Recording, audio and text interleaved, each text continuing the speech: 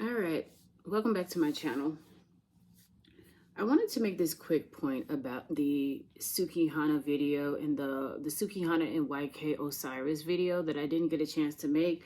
I know that video was a bit rushed and I had a tons going on, but I kind of wanted to get a few points out about that. But I did miss this point and I did figure that it deserved its own video. I know that a lot of us female content creators had a I guess you could say some of us were pretty harsh on Sukihana about her portrayal, her sexual portrayal in videos and just her hypersexual persona. And a lot of people came down on YK Osiris. And I try to be, if you watch my content, I try to be as fair and balanced as possible because I live in a fair and balanced world. I see a lot of things from a lot of different sides that I have come to see from online that most people don't have. A lot of people don't have that that worldview. You know, I think about what's going on in different parts of the world, like overseas, as well as the different racial groups that I personally have access to in my day-to-day life. And that's how I formulate my decisions and my opinions based off of all of that, not just based off of Black people. And I wanted to say this. Why I made the comments that I made, I'll say this. What I don't want to see is Black women's sexuality being silenced. And what I mean by that is there has been some other footage that came out about Sukihana and some young boy, of her gyrating on some young boy. And I mean, I think we all collectively can say what is offensive and what shouldn't be. However, what I do notice is that anything that involves Black women and sex tends to be immediately outlawed, banned, and Black women are blamed, not for necessarily the outcome, but for being a sexual being, or for being attractive, or being, having sex or something like that. And it really does run that entire gamut. Well, you shouldn't have been out in a dress. If you're wearing a long dress, well, you shouldn't have been out in a burqa. If you had a mask on, well, you shouldn't have been outside. You know, things, I've had that happen. I've seen that happen to Black women, as to where we are just punished for being attractive. We've gotten to that point. We've long gotten to that point. And in a lot of commentary, I heard people saying things like, well, she's hypersexual and it's how you portray yourself.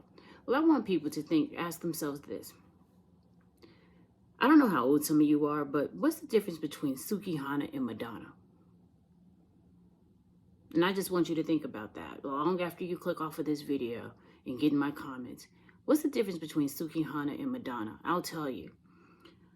When Madonna came out, and I was there because I'm old. I was there.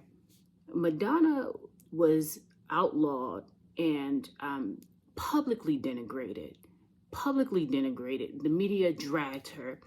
Why? She came out with the video "Papa Don't Preach," and people thought that she was for teenage pregnancy when she came out with that video. Also, and so like the Catholic Church, when it stood up against her. The Catholic Church stood up against her. It was way before Sinead O'Connor, I believe. The Catholic Church denounced her because they said that even though she was Italian, because her name is Madonna Ciccone, that she was promoting teen pregnancy, okay? The next point was some years later, maybe about 10 years later, she came out with, she performed at the MVAs, the MTV Music Video Awards. And she performed with a crucifix. And I believe it was that video, Papa Don't Preach, I believe, or Just Like a Prayer. And she gyrated with the crucifix and was rubbing the crucifix all over her body. Okay, again, the church went crazy, okay? Now, Madonna was known as one of the most as sexually provocative women of the 80s, okay, and of the 90s, okay. She also came out with another video called Justify My Love, which is actually one of my favorite songs, period. But the video is racy, okay, and there's a couple of versions of the video. Really, between Madonna, besides Madonna having so many MTV awards and Grammys and all of that, there's not that much difference between Madonna and Sukihana. Only thing, Sukihana is showing Black culture's view, or I have to say a gutterized version of Black culture's view of sexuality. That's what she's showing. And Madonna is showing white America's view of open sexuality. Now, when Madonna went out there and did all that, they didn't say, oh, white women can't do this, white women shouldn't do this, or that's what white women get for being sexual, or Madonna's a tramp, a slut. They didn't say any of that. Excuse my language, because this is a, family show. What they said was Madonna herself was a problem. She was sexually provocative, but they didn't really drag her as we have dragged Sukihana. They didn't do that. And why didn't they do that? Because the cultures are different. So in my video, I kept saying that YK Osiris and Sukihana were products of their culture, not being black, not the Black community, because as much as we like to talk, we still are not a monolith. We're not a monolith. There are classes, there's levels, there are different cultures, there's subcultures that Black people belong to, okay?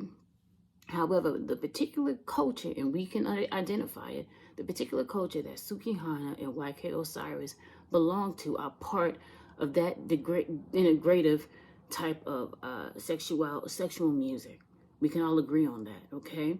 Now, the issue is that that's part of that particular type of Black culture. But with Madonna, she was not even a part of a sexual culture. If you realize that, she wasn't part of it. She became a very big pop star. She was one of the top pop stars. Remember, she was friends with Michael Jackson and Prince and hanging out with Eddie Murphy and all the top who's who. Sukihana's not doing that. Madonna was in a different class. What's the difference? It's the way that these two cultures, not just because they were white and Black, well, that has something to do with it. However, not in the way you think. It's how white people view sexuality and how Black people view sexuality. That type of music that Sukihana makes is gutterized. It's for the lower classes of people, not just Black people, whatever, but that's that lower gutter level of sexuality, as to where Madonna is just provocative. Okay, so you can say, well, then who was provocative? Who's a provocative sexual female? Beyonce. You would never call Beyonce gutter, would you? You wouldn't call her trampy or whatever. No, but she's very sexual. Madonna's sexuality is what is similar to Beyonce's was back in the 80s and 90s. It's provocative, but it's not in the gutter. When we get into talking about how awful Sukihana is, or how she's gyrating and how she's this way and that way, we want to be careful as Black women, because we will start being with the crowd that says that, look what happened to you. He came up to you and he did this to you because you're out here saying this.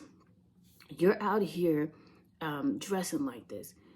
Now, we can all agree that no matter what you say, no matter what song you sing, no matter how you dress, you still have to give that invitation to be touched. You still have to invite someone in like a vampire.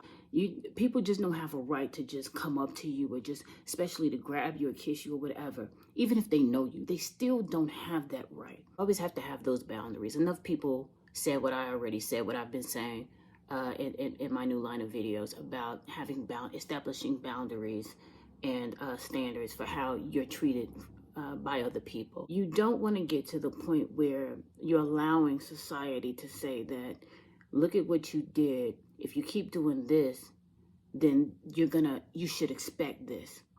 It doesn't work like that. Have you ever heard of Madonna being some guy coming up to Madonna and grabbing on her or trying to R her? No, you never heard that. We can go down the list of women performers who sing about sexuality or whatever, or even Beyonce. You never heard that, right? You still have the right to give consent. You still have the right to have physical boundaries with people. That is not something that should be transgressed. And you still have the right to be sexual, even as a woman, especially as a Black woman. Other races of women can do it, and they do it. And that is something that we don't want society trying to say, well, if you wear a dress, then you're inviting this to happen.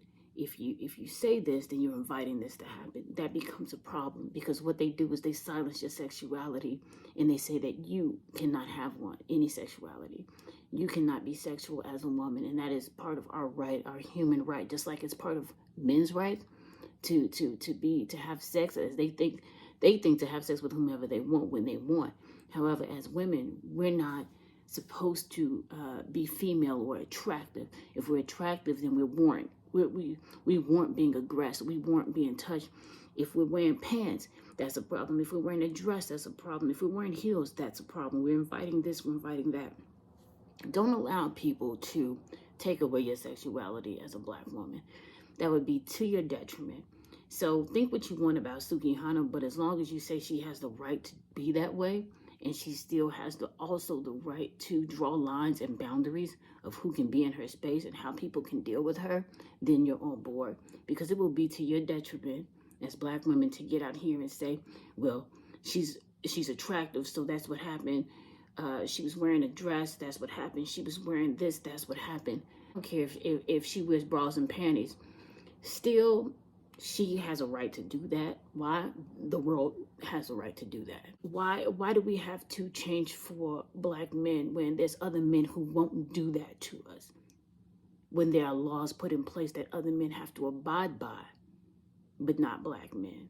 You understand what I'm saying? All men have to abide by the rules of the land, and that's what people are constantly trying to get people in line to realize. You need to abide by the rules of the land. The rules of the land are, now there's indecent exposure. That is a thing. However, if other women have the right to sing whatever song they want to, especially after NWA fought for the right to call us just hoes, now that we've become them, now there's a problem, right? Because before there was HWA, Google it, there was NWA who fought for that right. For us to be called HWA, okay?